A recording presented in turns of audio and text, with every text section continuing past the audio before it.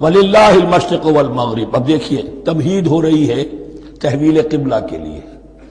اب ظاہر بات ہے کہ بڑی حساس جو ہے وہ ایک کیفیت تھی یہ، تو یروشلم کے ساتھ جن کو دلچسپی تھی اور ان کے دلوں میں اس کی عقیدت تھی، مکہ مکرمہ اور بیت اللہ کے ساتھ جن کو دلچسپی تھی اور ان کے دلوں میں اس کی عقیدت تھی، تو اس حوالے سے یہ قبلہ بدلنا، اور 2 دفعہ بدلا ہے قبلہ۔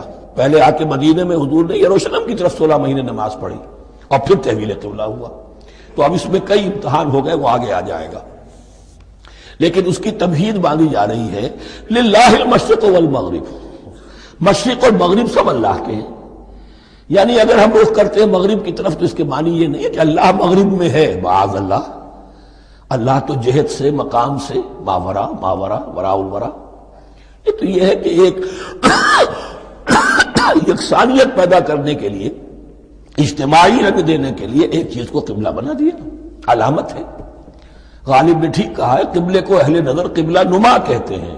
قبلہ جو ہے وہ مسجود تو نہیں ہے پرے سرحد ادراک سے اپنا مسجود، قبلے کو اہل نظر قبلہ نما کہتے ہیں۔ للہ المشرق والمغرب فینما تولوا فثم وجہ اللہ، جدھر بھی تم رخ کرو گے وہ اللہ ہی کا رخ ہے۔ ان اللہ واسع علیم، یقیناً اللہ بہت وسعت والا ہے، بہت وسعت والا ہے، وہ کسی سمت میں محدود نہیں ہے، اور علیم ہے، ہر شے کا جاننے والا ہے۔